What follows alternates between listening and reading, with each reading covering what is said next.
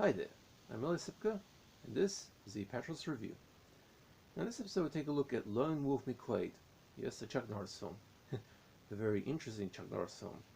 This was, it was actually a theatrically released American film. It premiered in US on 15th of April 1983, then in the UK on the 20th of April 1983, and then in Australia on the 28th of April 1983. It was directed by Steve Carver, who actually died a while back.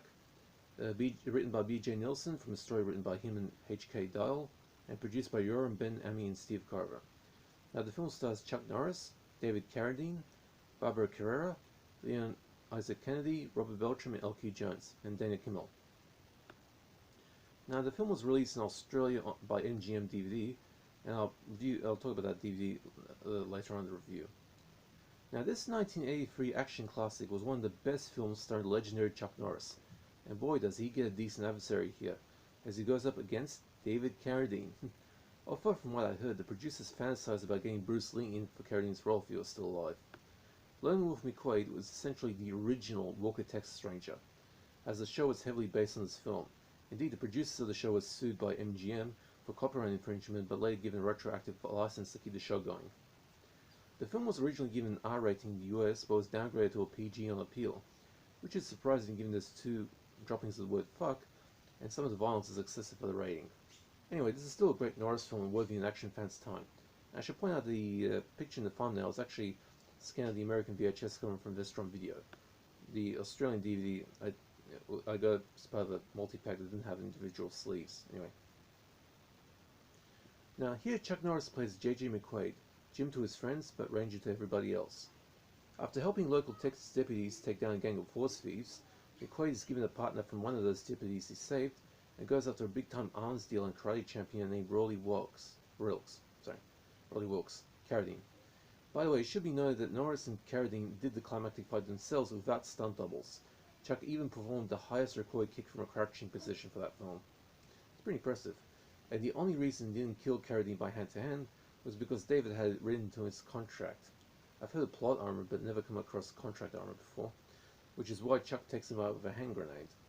McQuade's snooping gets Rolly annoyed to the point he has his goons hassle his daughter, kill her boyfriend, and then after he squeeze Lola, played by Barbara Herrera, man, she's one hot tamale. Gets the hots for Chucky, even cleaning up his house for him, and nailing him in the sack. Although in real life, Rattlesnake snuck into the bed to enjoy the view, rattling on Herrera's nerves a good deal. Rolly kidnaps McQuade's daughter to force him to back down. But Lone Wolf McQuade doesn't like this one bit, and with the help of his new partner and a DEA agent, heads down to Mexico to shut down Rolly's operation permanently. Now, filmed in the El Paso area of Texas, there's even a small traffic accident about 11 minutes into the movie where the camera is filmed in these streets. Keep an eye near the center of the screen as a blue car runs into a white truck. You can actually see it in the shot. This film has even gotten a legendary drinking game where you take a shot every time somebody says the word Ranger. By the end of the film, you'll be spoiling a wicked hangover, that's for sure. The film was designed as a homage to the spaghetti westerns that were popular in the 1960s and 70s, and even has similar music, which I noticed straight off the bat, as Norris does some decent acting by his standards, where he plays the archetypical unstoppable Texas Ranger with a good deal of sensitivity for a tough guy, as there's plenty of humor derived from his toughness. Although it would be a fair while before the likes of Invasion USA would turn Norris into a literal badass joke, and start the infamous Chuck Norris facts so popular on the internet. I got a few coming up in later this review. And his attempts to enforce his bachelor's lifestyle are also very funny. This is a surprisingly sensitive movie when it comes to Chuck Norris movies, and much like Hero and the Terror, Norris might look tougher than the rhino's. He might look tougher than the rhino's testicles, but he's got a heart in there that does show from time to time.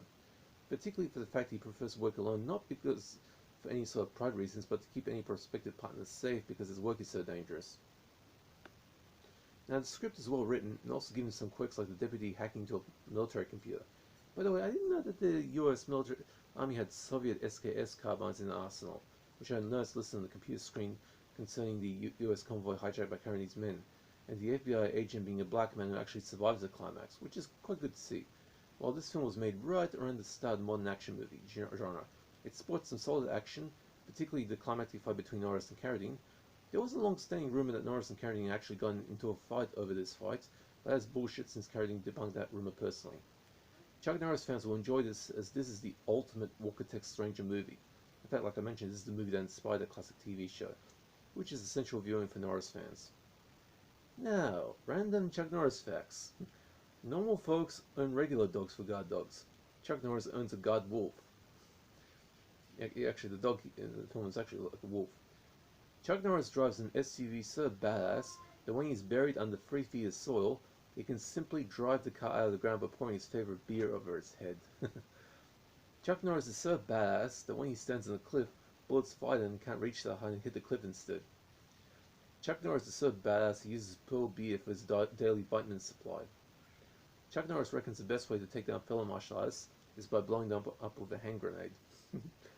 Now, Lone Wolf McQuade gets a B+, see that 7 out of 10 on my grading ladder. This is a very good example of very early generation 1980s action movie goodness. And this is the original version of Walker Texas Ranger, so fans of that show should make this an essential item in their collection. You could pretty much call it like a original pilot for Texas, or Walker Texas Ranger. Now for gore nudity, there's plenty of blood squibbing, but no gore and there's no nudity seen here. Now for the DVD. The Australian DVD is from MGM, which issues a pretty decent looking DVD package here. The print does show its age, but otherwise it's as good as it will get. Unlike some people, I do not have any problems with grain in the film, provided it's natural grain. The 1980s film grain is the only one type of grain I do enjoy seeing in my 1980s movies, as it gives the movie a great deal of age-related nostalgic atmosphere. The soundtrack comes in 5 flavors of stereo: English, Italian, French, German, and Spanish, all in 224 kilobyte range, while there are 9 subtitle tracks included here. The only supplement is a trailer, which is a classic bit of 1980s trailer goodness. Okay, that's it for that one. So basically, Lone Wolf McQuade gets a B+, 7 out of 10. It's remarkably good. Very good. Okay. Hope you guys are staying safe. Now it's in a few hours from now. Maybe like less than 3 hours from now, it's going to be 2022. Now I'm going to do my 2021 year in review next year, like tomorrow basically, because I don't have enough room to fit it in this year. Anyway. Okay, I hope you guys are staying safe, take it easy, and I do not do requests, but if you have any questions about DVDs or films, just hit me up in the comment section, I'll be happy to answer. I've got plenty more reviews coming up for today. I'm going to try and cram the last ones in, so that's going to be interesting. Okay. Take it easy, guys. Enjoy your new year, and see ya.